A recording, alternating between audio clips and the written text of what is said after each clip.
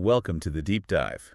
Today we're really getting into the foundations of a classic, Stephen R. Covey's The 7 Habits of Highly Effective People. Yeah, this is about understanding the core philosophy, why Covey built this whole thing on, well, habits and character, not just quick success tips. Exactly. So our mission today is digging into that why. We're looking at the intro, the setup, the principles that underpin the entire framework. And it starts with his observation, right? He worked with these really successful people. Outwardly, they'd made it. Totally. Career goals checked off, Mhm. professional success, the whole package. But inside, he talks about this inner hunger. They were struggling, finding it hard to connect with family, maybe couldn't even keep promises to themselves, like sticking to a diet or workout. That disconnect. Yeah. External success, but internal friction. They lacked that, what did he call it? Congruence. Congruency, yeah. Yeah. What you project versus who you really are. And that contradiction led him to study, I think it was, 200 years of American success literature back to 1776. And he found something pretty startling there, didn't he? A big shift over time. A huge shift. He basically saw two main ethics emerge from that history. Okay, let's break that down. What was the first one? For the first maybe 150 years, it was all about what he termed the character ethic. Character ethic. Right. Success was seen as coming from the inside out. Things like integrity, humility, fidelity, courage, patience, the golden rule. It was about fundamental goodness. Like Benjamin Franklin's autobiography. He mentions that as an example. Right? Exactly. Franklin's book is basically a manual for building character, integrating these principles deep within yourself. It's about being good, fundamentally. But then things changed. The focus shifted. Dramatically. Around, say, the last 50 years before he wrote the book, maybe a bit more, the focus moved to the personality ethic. And what does that entail? This is much more about social image, techniques, quick fixes, how you appear, positive mental attitude as a tactic. So the how-to guides, the Well, communication tricks? Right. Social band-aids, he called them. Like taking an aspirin for a deep problem. It might ease the immediate pain, the acute symptom. But it doesn't touch the underlying chronic issue. Precisely. It leaves the root cause completely untouched. You're focusing on looking good, not being good. So using those slick techniques without the character to back them up, it eventually falls flat. It has to. Covey quotes Emerson here, something like, "What you are shouts so loudly in my ears I cannot hear what you say." It's about primary greatness, your actual character, versus just secondary greatness, which is like social recognition. Right. Trying to fake it till you make it doesn't really work with character. No, he compares it to cramming for a test. Or even better, trying to cram on a farm. You can't just suddenly decide to harvest in the spring if you didn't plant in the fall. Yeah, you can't ignore the natural process. It ignores growth. And that leads us right into his next big idea, the power of paradigms. Paradigms. Okay, define that for us in Covey's terms. It's a core concept. It really is. Paradigm comes from Greek, basically means a pattern or a model. For Covey, it's our mental map. A map. Yeah, we all have these maps in our heads, maps of the way things are. That's our reality map. And maps of the way things should be our value map. And the danger is we just assume our map is the territory. Yeah. Right. We think the way we see things is objective truth. Exactly. And our attitudes, our behaviors, they all flow directly from these maps, these paradigms. So the accuracy of the map is crucial. You use the analogy if you've got the wrong map. Right. Imagine you're trying to get around Chicago, but you're using a map of Detroit. Okay. Now, you can have the best attitude, you can be super diligent, try really hard, but it won't help. You'll just get to the wrong place faster and more efficiently. Doesn't matter how hard you try if the map's wrong. The paradigm has to be right first. That's fundamental. He uses that visual test, too, the Yeah. one with the picture that can be seen as either a young woman or an old woman. Oh yeah, the Harvard study picture. It's brilliant because it shows two people looking at the exact same data, black lines, white spaces, Objective facts. and yet they see totally different things based on how they were conditioned beforehand. One group was shown the young woman image first, the other the old woman. And that initial conditioning dictates what they see in the composite image. It does. Yeah. And the big aha moment comes when you realize the other person isn't wrong or lying. They genuinely see it differently. Wow. So our perception isn't just logic, it's deeply psychological. Deeply. And that brings us to that subway story he tells. It's such a powerful illustration of a paradigm shift. Yeah, the one where he's getting really irritated by these kids running wild on the subway and the dad's just sitting there Zoned out. Completely passive. And Covey's getting increasingly annoyed, judgmental, thinking, control your kids. I think we can all relate to feeling that kind of irritation. Sure, but then he finally says something, and the father kind of snaps back to reality and says, well, he says something devastating. We just came from the hospital where their mother died about an hour ago. Yeah, and instantly, Covey's whole perception shifts. The irritation just vanishes. Gone. Replaced by sympathy, compassion, understanding.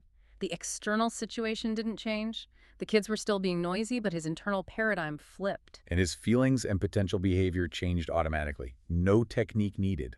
That's the power. A paradigm shift changes everything that flows from it. And that's Covey's point.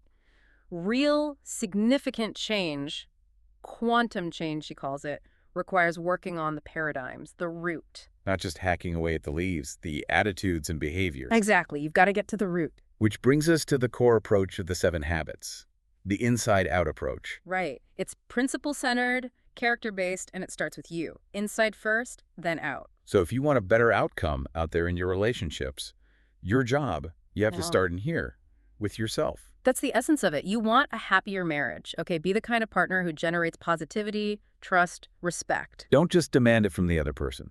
Right. You want more freedom or responsibility at work. Then be a more responsible, proactive, contributing employee first. Work on your being. And this inside-out journey follows a kind of progression, doesn't it? The maturity continuum. Yeah, it lays out the stages of growth that the habits help you navigate. It starts with dependence. Dependence, the paradigm of you. Pretty much. You take care of me. It's your fault. You rely on others for your needs and blame them for your failures. It's where we all start. Okay, what's next? The goal is to move to independence. This is the paradigm of I can do it. I am responsible. Yes, I can choose. It's a huge step taking ownership. But Covey argues it's still not the ultimate goal for effectiveness in life. Because life isn't lived in isolation. Exactly. Life is, by its nature, interdependent. So the highest level is interdependence, the paradigm of we. We can do it. We can cooperate. We can combine our talents. Right. Realizing that together we can achieve far more than any of us could alone. This reflects reality families, teams, organizations. They all require interdependence to thrive. And the habits themselves map onto this continuum. They do, sequentially. Habits 1, 2, and 3 are focused on moving you from dependence to independence. They're about self-mastery. These are the private victories. The private victories, yes. They're foundational. You build your character, your personal integrity, your self-control. You have to win these first. You can't have effective relationships without a solid self. Pretty much impossible long-term. Once you've achieved that independence, that private victory, then you can effectively work on habits 4, 5, and 6. Which are the public victories. Right. Teamwork, cooperation, communication. Building effective relationships with others, but it rests on that foundation of independence. Okay, so before we even get to the first habit, there's one more crucial definition: effectiveness itself. How does Covey define being truly effective? He uses the PPC balance. It's a core principle. P for production, PC for production capability. Exactly. And he explains it beautifully with Aesop's fable, the goose and the golden egg. Ah, classic. The goose lays golden eggs. Right.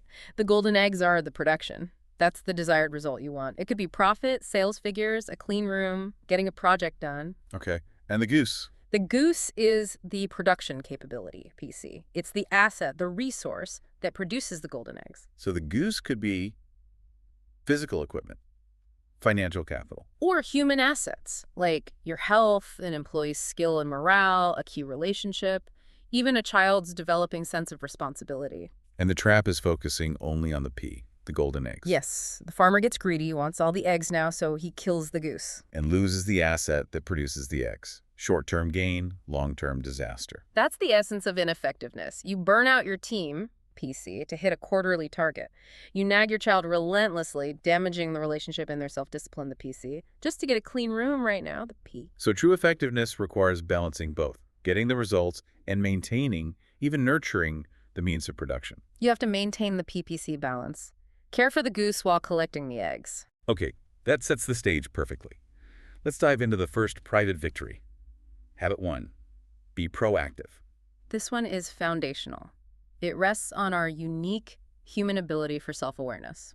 The ability to think about our own thinking, to observe ourselves. Exactly. We can stand apart from our moods, our feelings, our circumstances, and realize we're not just a product of them. We're not just stimulus response machines. There's a space between stimulus and response. And in that space lies our freedom, our power to choose our response. That's what being proactive means. It means we are responsible, able to choose our response. So it's the opposite of being reactive, just blaming circumstances or other people. Right. Reactive people are driven by feelings, conditions, circumstances. Proactive people are driven by values, carefully thought about, selected, and internalized values. And where do proactive people focus their energy? On their circle of influence, the things they can actually do something about. Their own habits, their work, their attitude. How they approach problems, how they treat people, what skills they develop. They work on the things they can change. Reactive people, on the other hand, tend to focus on their circle of concern. Things they can't control, like politics, the economy, other people's weaknesses. Yeah, all the things they worry about but have little or no direct control over. Focusing there just leads to frustration and victimhood. So being proactive is applying that inside-out approach. Change starts with me. It's about working on being more patient, being more resourceful, being more diligent, rather than blaming the have, if only I had a better boss. Got it. Okay, that's habit 1. What about habit 2? Begin with the end in mind. This habit is about vision. It asks you to start today with a clear picture of your destination. Where do you ultimately want to end up? Like imagining your own funeral and what you'd want people to say. He uses that exercise. He does. It's powerful. Or it could be the end of a project, the kind of relationship you want to build. You define the end first and use that as the frame of reference for everything you do along the way. Why is starting with the end so important? Because of the principle of two creations. Everything is created twice. First, there's the mental creation, the blueprint, the design, the idea, the plan. That's the first creation. Like an architect designing a house. Exactly. Then comes the physical creation, the actual building of the house according to the blueprint. That's the second creation. So habit 2 is all about taking control of that first mental creation. Yes. Making sure your blueprint is sound, aligned with your deepest values and goals before you start pouring concrete and hammering nails. Too often, we jump into the physical creation without clarity on the mental one. This leads to the distinction between leadership and management, doesn't it? A critical distinction. Habit 2 is fundamentally about leadership. Management is the second creation. Okay, unpack that. Leadership versus management. Management is about efficiency, doing things right, climbing the ladder efficiently, setting goals, organizing resources, getting things done. It's the how. Cutting through the undergrowth efficiently. Right. But leadership is about effectiveness, doing the right things. It asks, is this the right ladder? Is it leaning against the right wall? Is this even the right jungle we're hacking through? The wrong jungle analogy. Management might be working super hard. But if leadership hasn't determined you're in the right jungle, all that efficient management is wasted effort. Or worse. Like straightening deck chairs on the Titanic. That's the quote. Efficient management without effective leadership is pointless, even destructive. You need leadership first, habit 2, then management, which comes later, especially with habit 3. So the practical tool for habit 2 for exercising personal leadership is what? It's developing a personal mission statement, a personal constitution. Like a guiding document for your life. Exactly.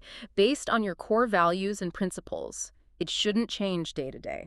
It becomes the standard you use to measure everything else. Every decision, every action can be evaluated against it. Does this align with my mission, my purpose, my end? It gives you that solid inner direction. A compass. So you know your ladder is leaning against the right wall before you pour all your energy into climbing it. So wrapping up this first part of our deep dive, the big message from Covey is, forget the quick fixes, the personality ethics stuff, if you want real, lasting change. Yeah, it has to be deeper. It requires that inside-out paradigm shift, starting with your character, your perceptions, your principles. Moving from that initial dependence through the private victories of habits 1, 2, and 3 to achieve independence. And remembering true effectiveness isn't just about producing results, the T, but also nurturing the capacity to produce, the PC. That balance is key. It really sets the stage for a different way of thinking about personal and professional growth. Absolutely. It challenges you to look beyond just being busy, beyond just being efficient, which leads to maybe the final thought for you, the listener, to consider. Okay. Drawing from that wrong jungle idea. Are you, right now, maybe so focused on efficiently cutting through the undergrowth in your life, managing tasks, being productive, that you haven't taken the time to climb that tallest tree? To pause and check. Yeah, to check if your ladder, all that effort, is actually leaning against the right wall. Is this jungle truly where you want to be? It's a call to clarify your own map, your own end, before you take another step.